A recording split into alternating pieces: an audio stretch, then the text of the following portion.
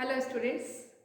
In this class I will discuss about the third chapter of animal physiology and the chapter is body fluid and circulation. क्या है body fluid? तो हमारे body में blood, lymph, ये सारे body fluid हैं। इस body fluid से होकर ट्रांसपोर्ट करते हैं न्यूट्रिएंट्स का, रेस्पिरेटरी गैसेस का, हमारे बॉडी में बनने वाले वेस्ट का। सो for the transport of nutrient, respiratory gases, hormones, wastes, etc., a well developed system is present in our body and that system is called circulatory system. There are three main components of our circulatory system. हमारे circulatory system के तीन component हैं. First is blood, second is blood vessel and third is heart. कैसे तीन component होंगे? तो पहले तो फ्लूइड चाहिए, जिस फ्लूइड से होकर के हमें सारी चीज़ों को ट्रांसपोर्ट करना है, चाहे गैसेस हो, चाहे वेस्ट हो, चाहे न्यूट्रिएंट्स हो, चाहे हॉर्मोन्स हो, कुछ भी हमें देना है या लेना है तो इसके लिए हमें एक फ्लूइड है and that fluid is actually blood. Along with blood we also study about lymph. Main fluid is blood, so I have written about blood. Second is blood vessel. Blood vessel means the pipe through which blood circulates in our body. मतलब blood एक liquid है जो कि एक pipe के through हमारे body में circulate हो रहा है and that pipe is blood vessel. There are three main parts of a blood vessel, that is artery, capillary and vein. ये तीन हमारे डिफरेंट पार्ट्स हैं, ये तीन अलग अलग चीज़ें नहीं हैं. All the three are part of a tube and that tube और पाइप इज ब्लड वेसल. ये ब्लड वेसल जब हार्ट से अराइज होता है then it is called artery. Near the body cell it forms several branches and it becomes extremely thin wall structure, and that extremely thin wall structure which is formed near our body cell is called capillary. And after body cell all the capillary branches again rejoin to form vein. तो body cells के पास capillary बनी, body cells के बाद when बना और जो heart से निकला वो आर्टरी बनी. तो origin of artery is heart, यानी ब्लड वेसल जो हार्ट से निकला वो आर्टरी है, जो सेल्स के पास बना वो कैपिलरी है और सेल्स के बाद जो रिजॉइन होकर के बना वो वेन. ठीक है, तो सेम पाइप के तीन ब्रांच हैं, तीन पार्ट हैं, आर्टरी, कैपिलरी और वेन. इसके साथ साथ आर्टरी का एक स्पेसिफिक फंक्शन है कि artery carries oxygenated blood. Transport किसका करता है? ये ऑक्सीजनेटेड ब्लड का ट्रांसपोर्ट करता है. Artery transports oxygenated blood. Exceptional artery is pulmonary artery. Exception is pulmonary artery which carries deoxygenated blood. Okay, capillaries just thin wall structure, extremely thin wall structure. It is thinnest blood vessel and it is why it is thinnest because it helps in transport or exchange of nutrients and respiratory gases. And when which comes out from the body cell is vein and it carries deoxygenated blood. It carries deoxygenated blood. Our exceptional vein is pulmonary vein. Exceptional vein is pulmonary vein, which will carry deoxygenated blood. Clear? Next is heart. Human heart is, or any heart of any animal is when it is pumping organ. यानी ये एक pulse, ये एक pressure generate करता है and due to this pressure the blood comes in our blood vessel and it circulates in our system. So the human heart or heart of any other animal is called pumping organ. और ये pump करता है blood को blood vessels में, एक pressure के साथ ये वेसल्स में घूमता है और घूम करके सर्कुलेशन होता है और इस सर्कुलेशन के दौरान हमारे पास सब्सटेंस का, किसी भी न्यूट्रिएंट्स का, रेस्पिरेटरी गैसेस का, वेस्ट का, हार्मोन्स का, इन सब का एक्सचेंज होता है. So last is heart. One by one I will discuss all the three parts or components of our circulatory system. At first we listen about our blood. What is blood? Blood is a fluid connective tissue.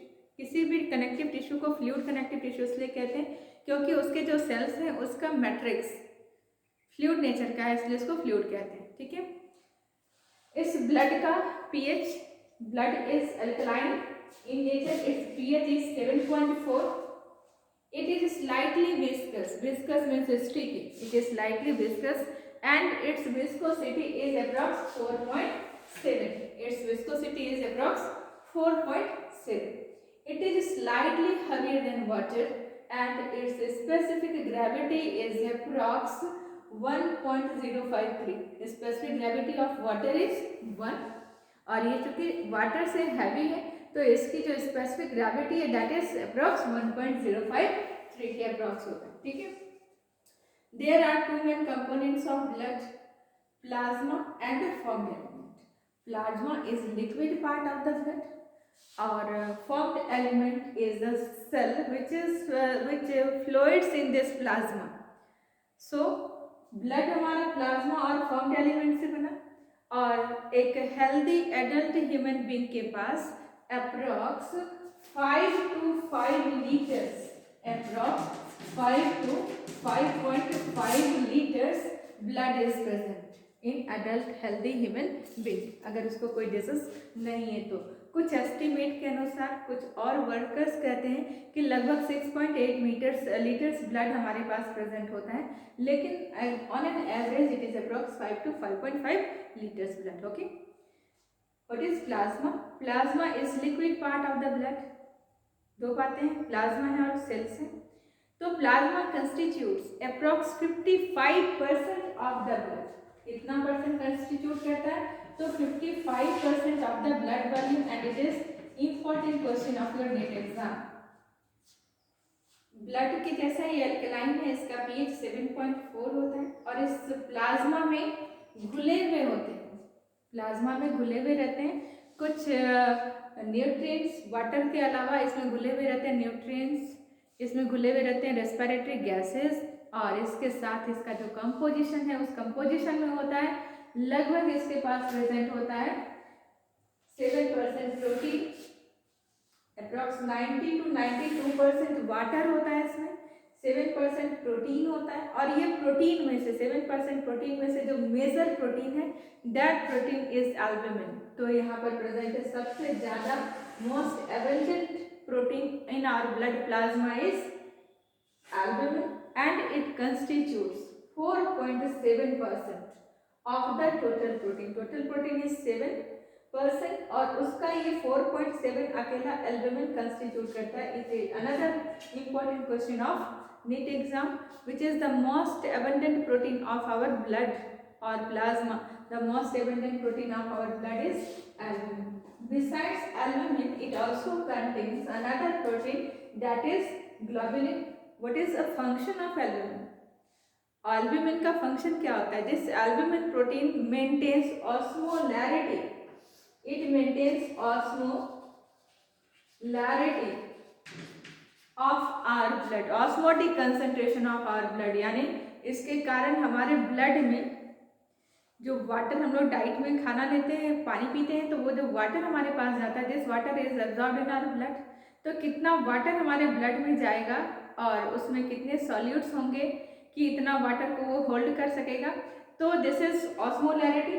तो ये osmolarity या osmotic concentration को regulate कौन करता है? This albumin protein which is the most abundant protein of our blood. Okay, next is globulin. Globulin is approx 1.5% और ये globulin protein mainly हमारे पास इम्यूनोग्लोबुलिन है जिसको एंटीबॉडीज कहते हैं। ये इम्यूनोग्लोबुलिन हम लोग पढ़ेंगे कि हमारे पास जब ये ब्लड सेल्स पढ़ेंगे तो WBC को डिस्कस करेंगे, वहाँ पर लिम्फोसाइट्स सुनेंगे। तो लिम्फोसाइट्स में जो बी लिम्फोसाइट्स है, ये बी लिम्फोसाइट्स इम्यूनोग्लोबुलिन्स का फॉर्मेशन करता है।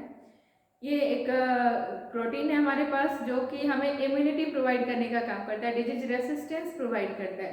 तो this is globulin. Besides globulin, it contains fibrinogen, prothrombin and properdin. Fibrinogen is approx 0.3%. Fibrinogen and prothrombin are blood clotting proteins, यानी कहीं पर अगर कट लग जाए तो ब्लड आता है, तो ये थोड़े समय के बाद वहाँ पर क्लॉट बनता है, जिसके कारण वो ब्लड का आना बंद होता है। दिस इज ब्लड क्लॉटिंग और ब्लड कोएगुलेशन। तो दिस ब्लड क्लॉटिंग और coagulation is regulated by two proteins present in our blood, which is fibrinogen and prothrombin. Later I will discuss about the complete process of blood clotting in this chapter. Okay, and what is propertin? Propertin is responsible for our immune response. तो ये इतने सारे proteins हैं हमारे पास, और इसके अलावा क्या प्रेजेंट है? तो इसके अलावा इनऑर्गेनिक मिनरल्स प्रेजेंट है, मैग्नीशियम आयन, सोडियम आयन, कैल्क्लोराइड आयन, ये सारे हमारे पास प्रेजेंट है अप्रॉक्स 0.9% के अप्रॉक्स, और साथ में इसमें घुले हुए न्यूट्रिएंट्स 0.1% ग्लूकोज, और ट्रेस अमाउंट में बाकी सारे न्यूट्रिएंट्स हमारे प्लाज्मा में प्रेजेंट होते हैं।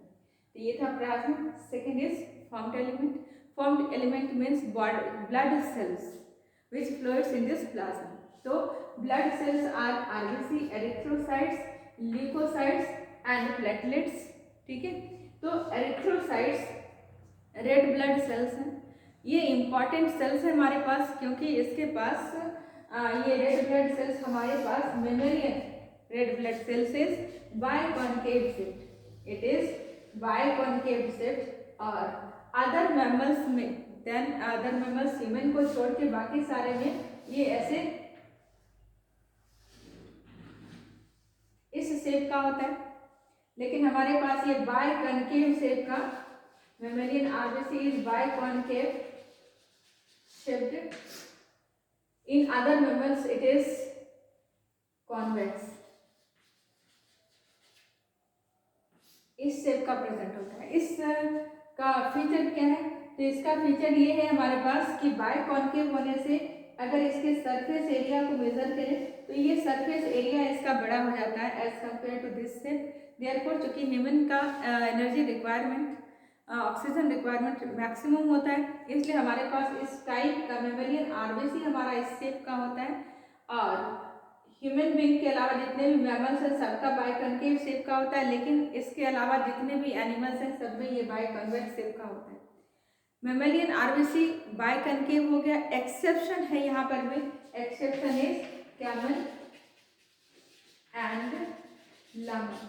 Exception is camel and llama, both are desert animal, और चूंकि उनका ब्लड कंसंट्रेटेड होता है हमारे कंप्रेशन में, तो उनका ये शेप सर्कुलेशन में डिस्टॉर्शन आता है, इसलिए वहां पर हमारे पास उसका शेप इस टाइप का हो जाता है। ठीक है, तो mammalian RBC biconcave shape, other animals, in other animals the shape of RBC is convex. Okay, next क्या है? तो आरबीसी के पास इंपॉर्टेंट ये है कि आरबीसी के पास एक पिगमेंट प्रेजेंट है, that pigment is hemoglobin pigment. This is hemoglobin pigment has a strong affinity for oxygen gas. One hemoglobin pigment can bind with 4 oxygen molecules and it forms a complex structure that is called oxyhemoglobin. It transports oxygen gas in the form of oxyhemoglobin. It also helps in transport of respiratory gas CO2 in the form of carbaminohemoglobin. तो ये respiratory gases oxygen CO2 दोनों का transport करता है। इसके अलावा इसको haemoglobin को ऑक्सीजन की तुलना में कहीं 200 टाइम्स ज़्यादा एफिनिटी होती है कार्बन मोनोऑक्साइड के साथ। तो अगर carbon monoxide as a pollutant present हो एयर में, तो ये ऑक्सीजन के बजाय कार्बन मोनोऑक्साइड के साथ बाइंड करता है, और देन इसके